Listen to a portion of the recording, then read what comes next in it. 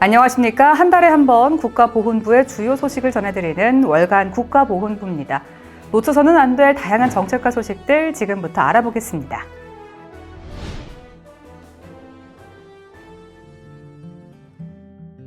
광복절을 맞아 환국한 오성규 애국지사가 보훈원에 입소했습니다.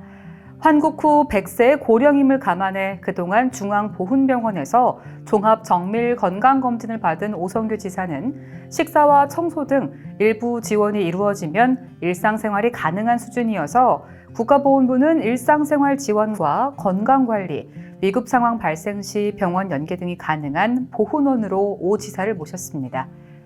한편 주식회사 스타키코리아에서는 고령으로 청력이 저하된 오 지사의 원활한 의사소통을 위해 첨단 보청기를 전달했습니다. 스타키코리아는 지난 2018년 애국지사 18명에게 보청기를 지원하는 등 보훈 대상자 예우와 다양한 사회공헌 활동을 이어오고 있습니다. 수원 보훈원에 입소해 생활 중인 오성규 지사의 안정적인 정착과 건강한 생활을 위해 문화정서활동 지원금 1,000만 원이 전달됐습니다. 이번 지원금 전달은 자생의료재단에서 후원 의사를 전해오면서 이루어지게 된 것으로 오성규 지사는 물론 일본에 거주 중인 가족들이 한국을 방문하면 다양한 문화체험 활동비로 사용될 예정입니다. 독립운동가 신광렬 선생의 후손이 설립한 자생의료재단은 보훈 대상자를 예우하는 사회공헌 활동을 활발하게 추진하고 있습니다. 국제보훈 교류 협력을 위해 독일을 방문한 박민식 국가보훈부 장관은 세계 상위 군인 체육대회인 2023 독일 인빅터스 게임에 참가한 대한민국 선수단을 격려하고 정부 대표로 개회식에 참석했습니다. 개회식에서는 6.25 전쟁 참전국인 네덜란드와 뉴질랜드, 덴마크, 독일 등 12개국 대표들과 교류하며 보훈 외교 활동을 펼쳤고 개회식 참석에 앞서 파독 광부 기념관을 찾아 관계자들과 간담회를 갖고 낯선 타국에서 청춘을 바친 파독 광부와 간호사들의 노고에 감사를 표하기도 했습니다. 인빅터스 게임 개회식 참석을 위해 독일을 방문한 박민식 국가보훈부 장관은 율리아 라푸티나 우크라이나 보훈부 장관과 환담했습니다. 이 자리에서 우크라이나 보훈부 장관은 박민식 장관을 공식 초청했으며 6.25 전쟁을 겪고 수많은 제대 군인과 국가유공자 지원 정책을 통해 보훈정책 전문성을 보유한 대한민국의 노하우를 공유하고 싶다고 말했습니다. 이에 대해 박 장관은 6.25 전쟁을 겪은 나라로서 우크라이나의 전쟁 상황을 잘 이해하고 지원 필요성에 대해 적극 공감하고 있다면서 빠른 시일 내에 우크라이나를 방문해 대한민국의 선진 보훈 정책 노하우를 지원할 수 있도록 최선의 노력을 다하겠다고 화답했습니다. 전남권 국립호국원 조성사업부지가 전남 장흥군 장흥읍 금산리 일원으로 선정됐습니다. 지난 4월 호국원 조성을 위한 세계 후보지를 제안받은 국가보훈부는 입지 타당성 등에 대한 연구 용역과 현지 답사 등을 거쳐 최종 부지를 선정 발표했습니다. 전남권 호국원은 오는 2029년까지 총 사업비 497억 원을 투입해 2만 기 규모로 조성될 예정이며 고품격 추모 공간뿐만 아니라 역사 문화체험 공간과 치유의 공간으로 역할을 할 수 있도록 친환경적으로 조성될 계획입니다. 2026년 6월 착공 예정인 전남권 호국원은 2029년 6월 준공한 뒤 같은 해 11월 개원될 예정입니다. 국가보훈부가 전 세계 상위 군인 체육대회인 인빅터스 게임 대한민국 유치를 적극 추진합니다. 독일 인빅터스 게임에 정부 대표로 참석한 박민식 국가보훈부 장관은 대회 창시자이자 후원자인 영국의 해리 왕자와 11개 참가국 보훈 국방장관들에게 2029년 대회 유치 의사를 전달하며 정부 차원의 추진을 공식화했습니다. 인빅터스 대회를 우리나라에서 유치할 경우 아시아에서는 최초로 개최하게 되며 이는 인빅터스 정신을 전 세계에 공유하는 기회가 될 것입니다. 국가보훈부는 6.25 전쟁 의료지원국인 독일에서 처음 추진 중인 6.25 전쟁 참전비 건립을 지원합니다.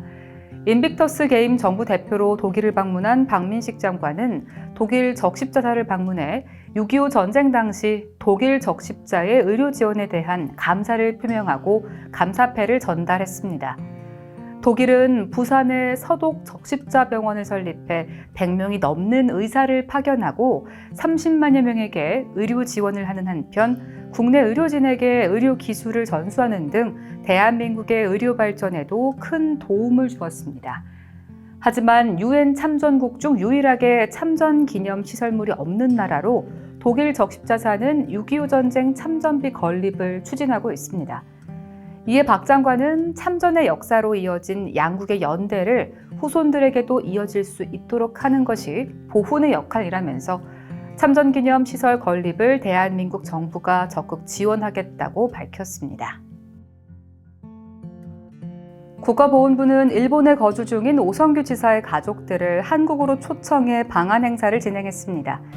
이번에 한국을 방문한 가족은 오 지사의 둘째 아들 부부를 비롯해 처조카 등 4명으로 귀국 한 달 만에 오 지사와 만나 서울 곳곳에서 특별한 추억을 만들었습니다. 정부는 앞으로도 오성규 지사가 편안하고 안정적으로 정착할 수 있도록 세심하게 살필 예정입니다. 독립운동가 조소왕 선생 서거 65주기 추모제가 지난 9월 14일 국립서울현충원 현충관에서 개최됐습니다. 이날 추모제에는 윤종진 국가보훈부 차관을 비롯한 각계 인사와 기념사업회 회원, 시민 등 250여 명이 참석했습니다.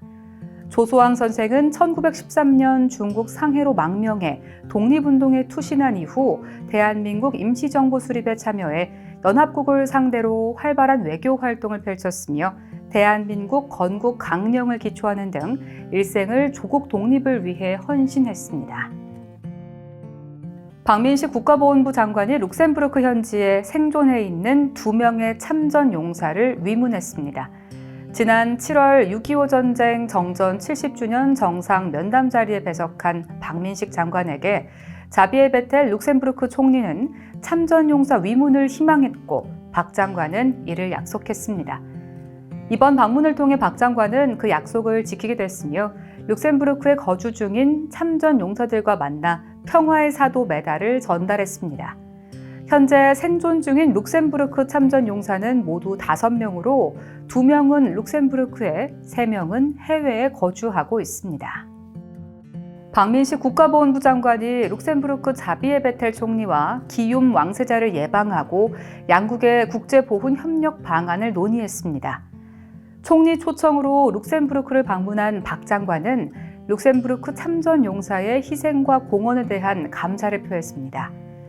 룩셈부르크는 6.25 전쟁 당시 인구가 20만 명에 불과했음에도 지원병 100여 명을 파견해 많은 전공을 세웠습니다. 국가보훈부는 제75주년 국군의 날을 앞두고 국군과 주한미군 모범용사들을 격려하는 행사를 개최했습니다. 격려 행사에는 국방부가 추천한 국군 모범용사 45명을 비롯해 주한미군 모범용사 15명이 특별 초청됐으며 우리의 자랑 모두가 하나를 주제로 진행됐습니다. 국가보훈부는 군인들의 사기 진작과 예우를 위해 매년 격려 행사를 개최하고 있으며 올해로 60회를 맞고 있습니다. 국제보훈 교류 협력을 위해 독일을 방문한 박민식 국가보훈부 장관은 국제재활산업 박람회를 참관했습니다. 이 자리에서 첨단 보장구를 직접 착용하고 시연해본 박 장관은 우리 보훈병원의 보장구 센터 등 실제 관련 산업과 접목시켜 활성화할 수 있는 다양한 방안을 현장에서 모색했습니다. 이후 중앙보훈병원 보장구센터와 업무 협약을 맺은 오토복사의 기술지원센터를 방문해 기술협력 방안 등도 논의했습니다. 국가보훈부는 독립운동가 6명의 인사카드와 한국광복군 제1지대 대원 87명의 명단이 수록된 임시정부 문서를 최초로 발굴해 공개했습니다. 이번에 공개된 자료는 대만 지역 사료 수집 활동 과정 중 대만 국사관에서 발굴됐으며 안중근, 안정근, 신익희, 홍진, 지청천, 조소왕의 인사카드와 대한민국 임시정부에서 중국 국민정부에 보낸 문서로 한국광복군 등 임시정부 예하 단체들이 보낸 공문과 소속대원 성명, 성별, 나이, 주소, 소속 등이 수록되어 있습니다. 국가보훈부는 사료적 가치가 높은 독립운동 자료가 대만에 상당수 소장돼 있을 것으로 판단하고 앞으로 사료 수집 범위를 확대하는 한편 유관기관 정보 공유 등 협조를 강화해 나갈 계획입니다. 6.25 전쟁 당시 폴란드인 100명이 네덜란드군에 배속돼 참전한 사실이 새롭게 알려지게 됐습니다.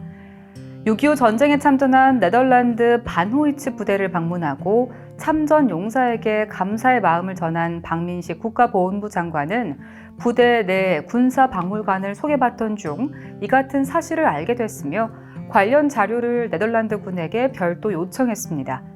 반호이츠 부대는 네덜란드에서 한국전 참전을 위해 창설된 보병 부대로 강원도 일대의 횡성지구, 원주, 인제 전투 등에서 활약했습니다. 생활이 어려운 국가유공자에게 민관이 힘을 모으는 지역사회 가득 찬 보훈밥상 확산운동이 본격 시작됩니다. 지역사회 가득 찬 보훈밥상 운동은 지난 6월 생활고로 반찬을 훔친 6.25 참전 용사 사건이 계기가 돼 추진된 것으로 첫 번째 지역 민간단체 참여는 부산 지역 봉사단체인 부산연탄은행이 나서게 됐으며 10월부터 매주 금요일 부산 보훈회관에서 점심 식사를 대접할 계획입니다. 또한 중소기업 중앙회 부산울산지역본부는 홀몸 취약계층 가구에 밑반찬을 구매해 배송하고 있습니다. 국가보훈부는 전국 모든 지역에서 생활이 어려운 국가유공자들에게 가득 찬 보훈밥상이 차려질 수 있도록 민간 차원의 적극적인 참여를 기다리고 있습니다. 지난 9월 19일 20대와 30대 청년들로 구성된 영히어로즈 발대식이 개최됐습니다. 공개 모집을 통해 선발된 자문단은 총 24명으로 대학생과 교사, 현역 군인과 직장인 등으로 구성됐으며 앞으로 월별 정례회의와 분과별 토론 등을 통해 청년의 눈으로 보훈 정책을 평가하고 발전적인 의견들을 제시할 예정입니다. 6.25 전쟁 당시 전사한 호주 참전용사 고 찰스 그린 중령의 묘역에서 배우자 올윈 그린 여사의 유해를 합장하는 합장식이 거행됐습니다. 그린 중령은 호주 육군 제3대대의 첫 지휘관으로 참전해 30세의 나이로 전사했습니다. 그린 중령의 배우자인 올윈 그린 여사는 외동딸을 키우며 평생을 6.25 전쟁 호주 참전용사와 유가족들을 위해 봉사했고 남편의 묘역에 합장해달라는 유언을 남겼지만 코로나19로 인해 미루어지다 별세 후 4년 만에 합장되게 됐습니다. 이날 합장식에는 올윈 그린 여사의 외동딸인 앤시아 그린을 비롯한 유족과 윤종진 국가보훈부 차관, 주한 호주 대사, 유엔군 사령관, 한호주 육군참모 총장 등이 참석했습니다. 전국 30개 병의원이 우수 보훈위탁병원으로 선정돼 인증 현판식을 가졌습니다. 우수 보훈위탁병원 인증제는 보훈 대상자에게 적정 진료를 제공하고 의료 서비스 만족도가 높은 기관을 선정해 정책적 혜택을 주는 제도로 2021년 1기 11개 병원을 시작해 올해 2기는 의원까지 대상을 확대해 전국 30개 우수 병의원을 선정했습니다. 인증기간은 2년으로 인증서와 현판 수요 외에도 의료서비스 적정성 평가 2년 면제와 홍보 등 각종 특전이 주어집니다. 일서 김홍일 장군 서거 제43주기 추모제가 지난 9월 22일 이북 오도청 중강당에서 개최됐습니다.